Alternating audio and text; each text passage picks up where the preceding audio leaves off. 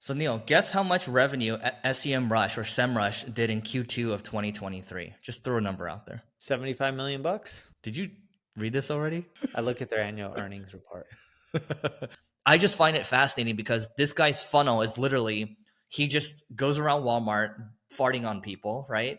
And then he promotes his product, the Pooter, and he gets millions and millions of views, and people recognize him now as like the fart guy, right? If you find something that people really need, not something that they just use for enjoyment, but something they really need, your conversion rates in your funnel are going to be much higher than the Pooter. If you look at most chatbots, the real issue is not actually getting people to engage with the chatbots. It's actually driving conversions because people aren't happy with the responses they're getting from chatbots. They're looking what other people do and they're posting similar types of content instead of figuring out what can you post that's new, unique, and fresh that other people are not talking about. That's how you win. All right, so we are going to talk about the decline of the CMO. Have you heard about this recently? This has been I in the have news for the not. last couple of years, but like I just saw another. Yeah, and I know I don't know if this is what you're talking about, but I have read a lot about CMOs are no longer CMOs. They're looking for growth people who are working across multiple divisions. But I don't know if you're talking about something specific when you're saying decline in the role of the CMO. Yeah, I'll share some things here, then I'll share my screen. But so it says the average tenure of CMOs, chief marketing officers, at the top 100 advertisers in the US fell to 3.3 years in 2022, the lowest level in more than a decade. This is from a drop of 40 months in 2021, and then down slightly from 4.5 years before. So CMOs are facing a number of challenges. Biggest reason why most CMOs fail and most lose their job is by not meeting the KPI set for the role. So customer acquisition costs, conversion rates, and ROI of marketing efforts. The way I look at it is when it's specifically CMO roles, I think more businesses want people that just provide growth. And whether it is a startup or whether it is a Fortune 1000 company, it's really simple. I spend X, I get Y back. And if you can't show more growth, more profitability, numbers continually compound, people just aren't satisfied as much anymore. And to do well, you can't just think about marketing as just marketing. You got to look at it from a whole product perspective or business perspective. I'm driving leads to sales. What's salespeople doing to follow up and make sure they're getting a hold of those leads? Oh, we're driving in 1,000 leads a month. They're only getting a hold of 200 of them. If we're driving 1,000 qualified leads and 200 are being talked to, that means 800 aren't. Let's create follow-up sequences for the sales teams to get more of them on the phone. Oh, when a lead comes right in and if we know it's qualified, let's just use a schedule once or a calendar lead to put it right in the sales rep's calendar. We can end up getting things right into their calendar and send text reminders that people should show up to the calls. So that should improve the quote unquote, not close rate, but the conversation rate, right? The next part in the funnel. But that's what I'm getting at. Marketers have to look at the whole funnel. Oh, here's the design of this landing page that the design team created. It's not converting really well. Let's work with them and run A/B tests to maximize their conversions there. Check out my screen, and I'm going to read a couple things here. So here's what it says. Bank of America and Johnson & Johnson believe the role of the CMO is obsolete or best subsumed by other job titles. But I am fervently convinced that it's in desperate need of reform. So let's continue on here. And then it says, short CMO tenure is a reflection of a lack of understanding of how powerful this role can be, really, in terms of driving business outcomes. This often leads to lack of clarity around tangible deliverables and also to hiring a CMO whose skills and experiences may not be aligned with business needs. Remember, there's that story that we're not going to name him, but one of our friends, he had a great exit for his company, and he had the CMO experience from hell. Oh yeah, here's some from like a cruise line or one of those old school companies. Yep. And I remember they ended up pulling off some stuff where they're just like, "Oh, we're gonna create an affiliate program." He's like, okay, and she showed him, "Look at all this affiliate revenue we're generating." He's like, "Whoa, how'd it go up all of a sudden?" So he's looking at it and doing his analysis, and he's like, "Wait, you just went to all the people who are promoting our product and our business for free and gave them affiliate link. Now we're paying them money for the same sales because we're not seeing our revenue go up." He started investigating because they were saying, "Look at all this affiliate revenue," when the total revenue of the business was staying flat, and something's off here. He was pissed on that one. I don't blame him. And there's more. So before we continue on here, he was like, okay, share the share sale, which is the affiliate login. Share the login and password with me. So, oh no, let us give you a week. We'll give you a report for it. He's like, share the login and password with me right now. So, no. And so it just kept going and going. And then eventually when he told Neil and I this story last year, we were speaking at the HubSpot conference. We were having dinner, and it just seemed like he like went to hell and back. And you can see there's a lot of pent up anger there. And here's the thing we should say too. But he sold his company, so at the end it all worked out. It worked out. Yeah. Okay. Check out this thing over here. And I'm going to get to my point. There's a point that ties in with this story. One other thing here, according to a 2020 study from Boathouse, I have no idea what Boathouse is. Oh, it's an agency. Okay. Only 34% of CEOs have great confidence in their CMOs. Only 32% trust them, which is a story that we just gave. And I think one way to counteract this is that the interesting thing for you, Neil, and for myself is the companies, we own the companies, but we're also marketers. And I think that's a very unique perspective. And I think it's important for CEOs to understand, at least maybe to a basic or intermediate level, what is happening with marketing and the latest trends. And that way they can be aligned. They can call BS when they feel like they're getting the runaround. That way there's a level of accountability, right? Because it comes down to at the end of the day, when it comes to leadership, is you have to set clear standards. You have to hold people accountable. And as long as you're doing that, it's going to be good. But what ends up happening with the CMO role, unfortunately, is sometimes there's a lot of smoke and mirrors and you have no idea what's going on. So that's one way to understand marketing better, but also be very clear with your expectations. No, totally.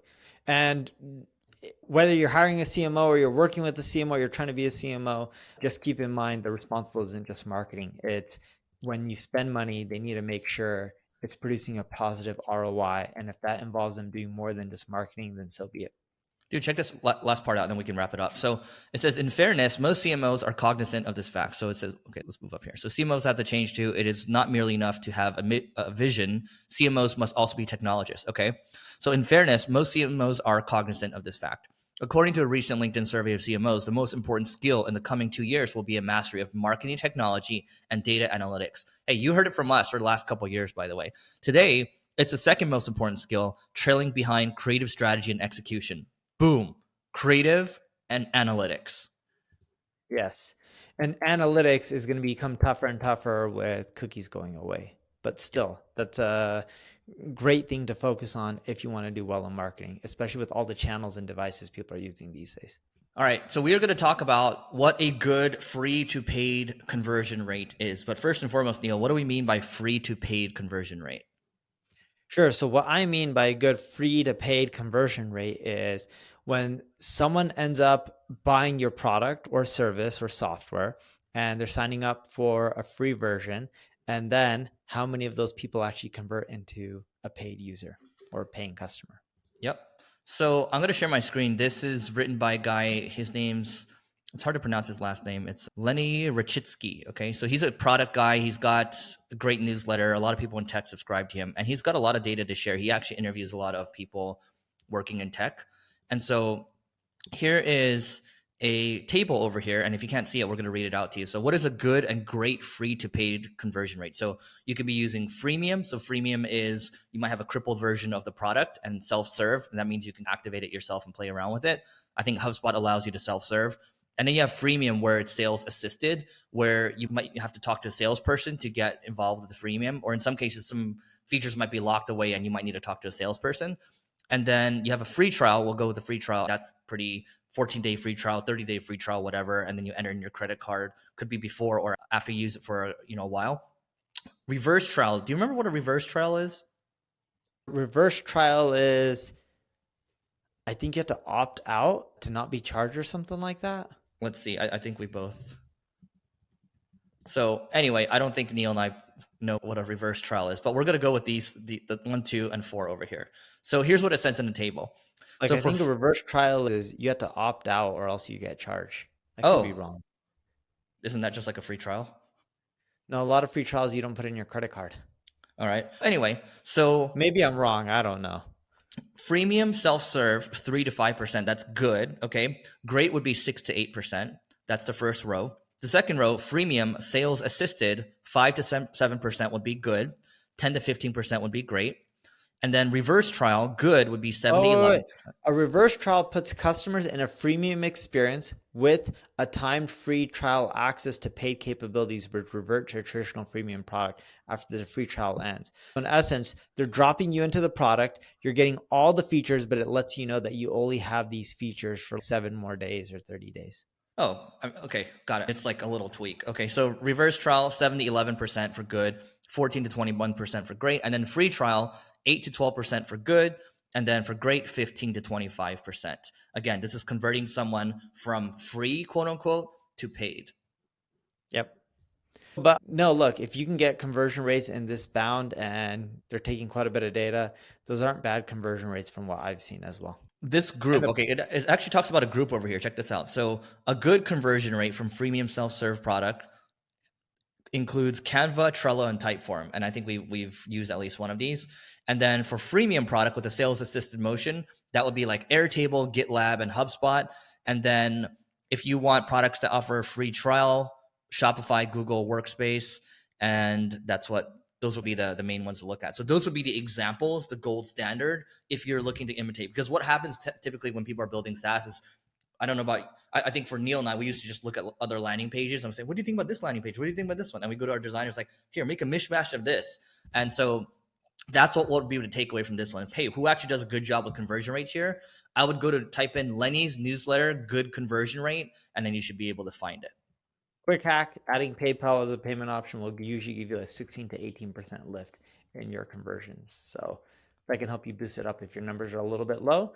And you'll also find that pricing typically has the biggest impact on your conversion rates. If something's $1, but people are used to paying $100, you'll notice that your conversion rates skyrocket as well. So just keep in mind, you have to look at what people are paying from a market perspective, because if you undercut it and your conversions go through the roof, but then you're not making that much revenue, it doesn't really matter too much.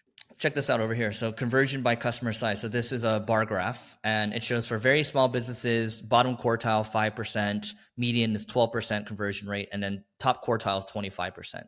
And then for SMB, 4% for bottom quartile, 10% for median, and then 20% for top quartile. And then finally for mid-market, 4% bottom quartile, 8% for median, and then 18% for top quartile. So I would just take a look at this post. There's a lot in here, and this will give you a sense for if you are above, equal, or below benchmarks. And it's always helpful to do benchmarks.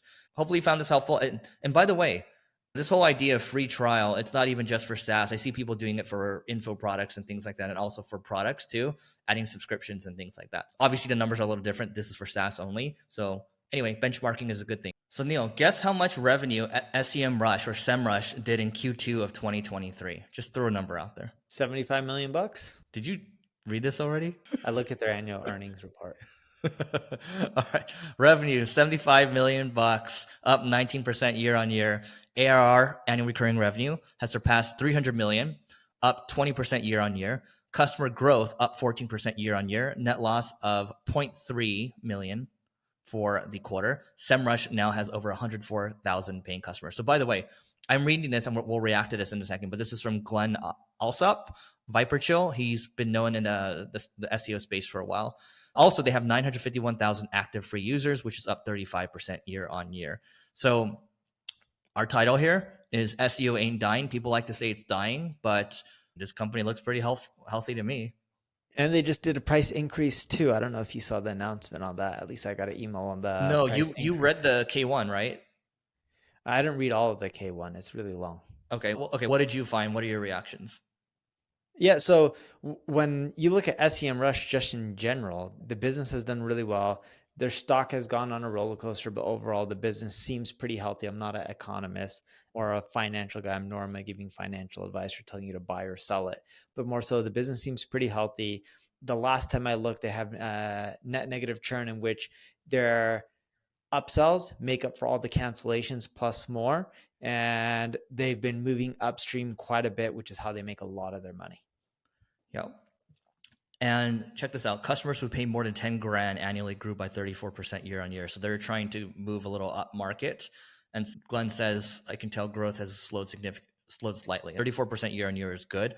Also, the other thing too, to keep in mind with these people that are paying more, is that when you look at ZoomInfo's numbers, you have a lot of people that are culling, right? I think ZoomInfo their market cap dropped by 2.5 or $3 billion or so. It's because their numbers they missed. And so I think we're going to see a lot more of that where people are just reducing their costs. And so it's no surprise here.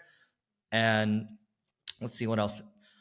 As someone obsessed with SEO, Semrush numbers are part of my barometer as to how the industry is going or doing, especially in the age of AI. So it's 19. They're also losing quite a bit more money too. So I don't know how closely you follow their stock, but just in general, when you look at their losses, yes, they've been getting growth. They've also been burning more money to get the growth from what it looks like, unless I'm reading it inaccurately from previous quarters.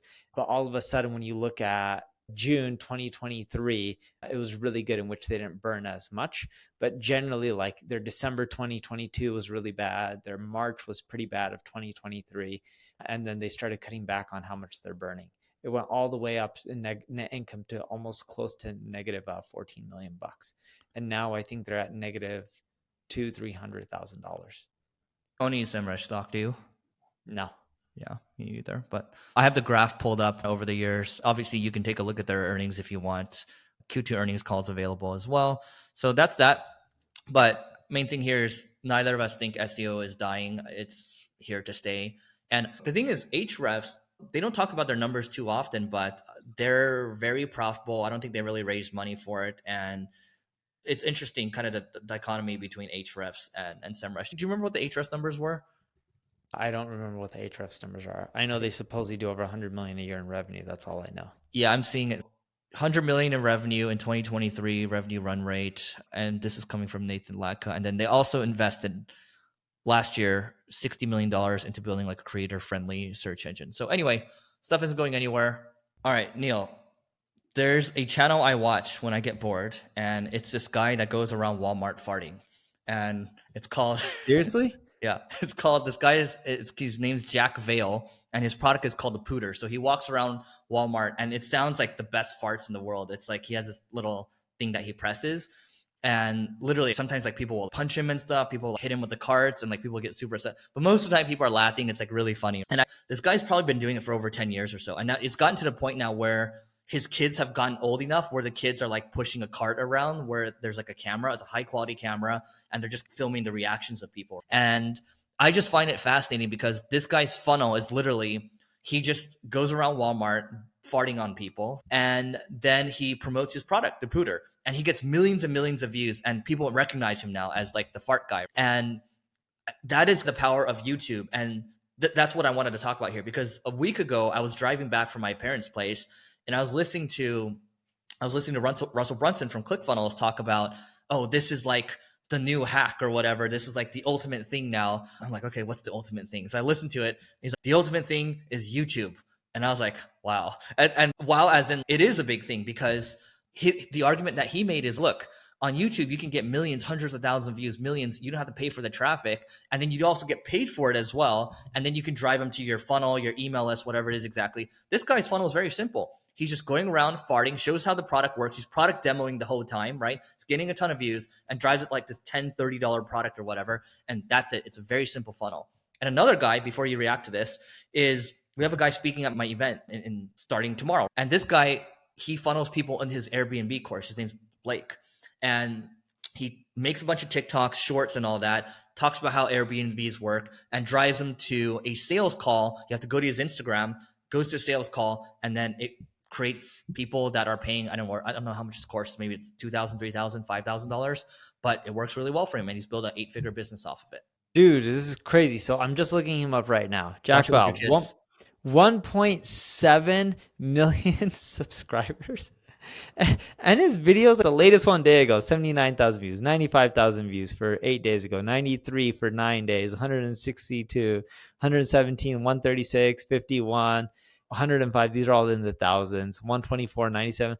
Dude, this guy gets a lot of views from Here, check this out. Let me share this real quick. So look, in the last month or so, 7.3 million views. Okay. He's down 13% or so. I don't know how accurate these are, but he publishes 26 videos or so. So his number, 7.3 million views, is a lot for free organic views. Go ahead, Neil. That's a lot. And he's probably generating enough sales. And when I looked on Amazon, there's a ton of copycat products. I don't know if he was the first to release the product, but either way, there's a ton of copycat products in his space. Yep. What are your thoughts about YouTube overall? I think if you get YouTube working, here's the other challenge with YouTube. I was speaking at this conference, this real estate investors conference the other day. And to be at that event, you had to pay 50 grand to be in the room. And one guy, the main guy that was hosting, who's also speaking at the event, by the way, George Gammon, he's mainly focused on his YouTube. All he talks about is macroeconomics. He's got 2 YouTube channels. One has 500K subscribers, the other one's 200K or so. He's locked in on it. Now, there's another guy that was there. He's not, this other guy, Ken, he does really well with real estate. And there's a period of time where he grew his YouTube to a lot of views, but now his videos don't get many views anymore.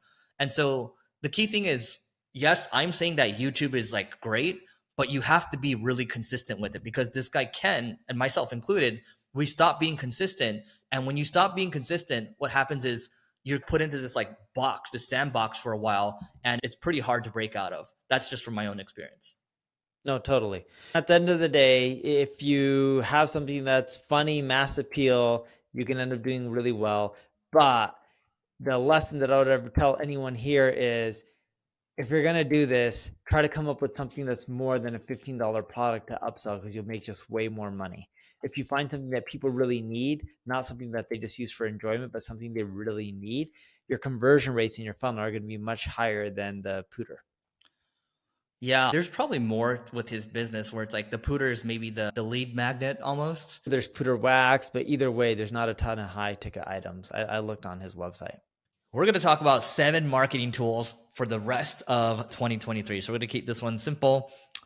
First one, I'll start with the first one up here, Microsoft Clarity. So they sponsored the last mastermind. They sponsored this podcast. They were great. But the cool thing is they got this free CRO tool that will analyze how things are performing on your website. So basically, it will give you insights on how it'll say, oh, looks like you aren't getting that many clicks above the fold, or maybe you should fix this over here. So they'll actually give you insights. And it's a heat mapping. It's a testing tool that you can use. Also, they're adding a chat GPT-like feature where you can just ask questions about all the data that you have. And the reason they're doing this, let's call it spade at the end of the day, the reason this is free is they're just trying to collect a big corpus of data for their own use cases down the road. And because they're Microsoft, they're what, a $3 trillion company, and they can afford to do. Yeah. And next tool I have for you guys is adcreative.ai. Imagine your paid ads and you're just like, man, I wish they would convert better. You got to test more creatives. It takes a lot of time and energy to create a lot of these creatives. They can end up whipping up thousands and thousands of variations for you using their formula to figure out, all right, what is going to convert the best and drive more clicks and revenue while spending less money. It's a great tool. You should check it out if you haven't played with it. Great way to just get more bang for the buck from your paid advertising. 3 is Motion App. The good thing about Motion App is it allows you to have your paid media team and your creative team. You can take a look at how all of your creative is performing, so everyone's aligned on what actually works and what doesn't. So I think it's just motionapp.com. And we talk about on this podcast all the time, the X factor when it comes to paid media now is creative. So you bet it's better to be aligned on that stuff. Number 4, Tidio. It's a chatbot tool, but what they do is they leverage AI and normal workflows that people go through, and they may have questions, and they figure out how to make chatbots more engaging, more interactive, and of course, converting better, so that way when people are engaging with them, you actually generate more revenue. If you look at most chatbots, the real issue is not actually getting people to engage with the chatbots. It's actually driving conversions because people aren't happy with the responses they're getting from chatbots. All right. Number 5 is air.ai. That's AIR.ai. And I don't know if I showed this to Neil, but I sent this to a friend the other day. And basically, they got a phone call and it was like, hey, Neil, how are you doing? And then it basically became a full-fledged sales call, and my friend was trying to throw off the bot, but it wouldn't be thrown off. Hey, are you an AI? It's like, no, I'm a human being. And it's, tell me what you offer. Okay, here's what we offer. And then it was a back and forth conversation, and it's already pretty good. And I imagine that customer service and sales is going to change a lot with this air.ai. And you can just go to the website. I think you just sign up. They give you 5 free credits. I did it with we have an AI working group meeting each week, and I basically had it call me on speakerphone. I was going back and forth, and everyone looked like they were shocked. So I think things are going to change quite a bit. Number 6, Adzuma. So remember back in the day, there used to be all these softwares like Marin or whatever they were called, Kenshu, that would help you manage your ads from multiple different platforms in one place. Adzuma does something similar, but it's leveraging AI technology to make your campaigns perform better. We've seen it successful with some type of companies, with others not as much, but it's worth a shot. It's hit or miss, but overall the results have been decent. And again, it's been hit or miss, in which it's either some sites we've tested on in ad campaigns we got great results, some not terrible results, it's just not what we were expecting. But either way, it's worth the test. How do you spell it? ADZOOMA. Adzuma. Yeah, Adzuma. Got it. Online market. I thought you said Adzuna. I've heard of this one before. Cool. And then the last one, but not least, is Magellan.ai. So I've mentioned this kind of in passing before, but Magellan.ai, it gives you a lot of insight on different podcasts that you might want to sponsor, how many ad flights they've done, the retention, and who else they've done collaborations with, if they have a YouTube channel or not. So you can search based on the category that you want to advertise in. And there's a whole lot of other filters. And I found it to be pretty helpful. All right. So we are going to talk about the secrets behind the new X algorithm, also formerly known as Twitter. So, Neil, do you know some of the key takeaways from the new algorithm or no? No, I do not.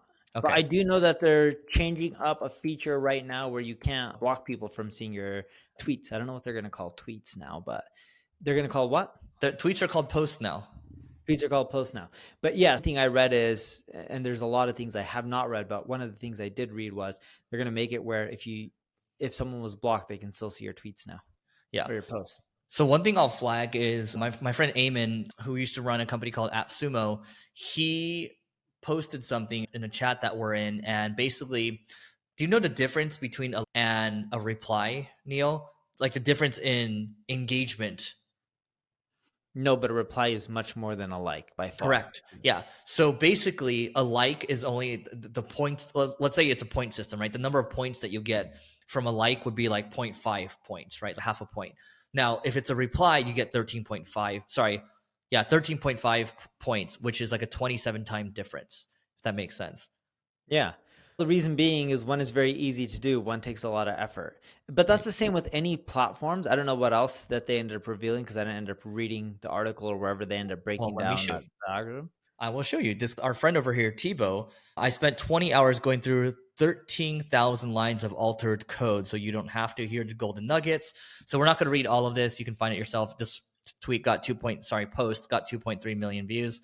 And so number one, X doesn't want to show duplicate content, duplicate conversations in the feed. So when you reply and retweet, your reply will be given priority to shown in others' feeds. So that's the first one I was talking about. Replies are greater than retweets. So that makes a lot of sense. So you should basically, whenever you're reposting, you should be adding some context to it so it looks a little more original, because it is.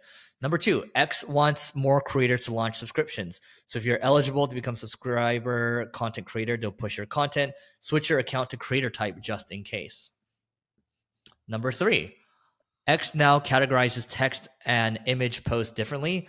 Image tweets get boosted, so use more media in your posts and threads. 3 to 4 images can boost your reach. I'm actually going to scroll to the bottom, Neil, because this guy summarizes it, I believe. Okay, so what gets boosted? Do more of this. Replies and engagement. Bookmark-worthy posts. And I saw this last week. I posted a full 2-hour interview with Alex Ramosi, and that got 700 or 800 bookmarks on it. And it basically got, I think, 100,000 views, which is pretty decent. Posts on trending and popular topics. Rich media, images, videos, GIFs, content. Because you can see, even with Elon, he's like going to Mr. Beast. He's like, hey, you should post a video on this thing, right? He's trying to make sure that X is this everything app, right? Performing tweets will stay longer on the feed, 48 hours. Subscription eligible creators get a boost. And then finally, we can cap it off with this. What gets deboosted? Do less of this. Out of network content like competitor mentions, URL, so like YouTube, for example. Content that doesn't resonate with your current followers, and retweets on posts that you've commented on. It's funny. It doesn't matter if they break down their algorithm or any other social network breaks down their algorithm. It's all the same, in which the stuff that requires users to take more action, leave a comment, is always going to be more valuable than a like. And if you keep posting content that your followers don't want to like, or that they don't engage with, or they don't like, they're going to start suppressing how many people see your content, because if your followers don't like you, then you're out of luck. And the real key to do really is you create new, fresh content that people haven't seen and stuff that they want to engage with and share and talk about. It's That's the basic stuff, right? And it's what most people get wrong with their social media marketing, whether it's on X or Instagram. They're looking what other people do and they're posting similar types of content instead of figuring out what can you post that's new, unique, and fresh that other people are not talking about. That's how you win. Look, my take on it, I'll just keep it simple. I think we're saying the same thing, is just do content that you're proud, post content that you're proud to share, and do content that you think is better than other people's, because the standards are getting higher and higher. And that's how you're going to get more reach. And we'll touch upon this in the next couple episodes where we talk about how to win at YouTube in 2023, because I have some insights to share. But that is it for today's episode. Please don't forget to rate, review, and subscribe. 5 stars, please. And we will catch you tomorrow.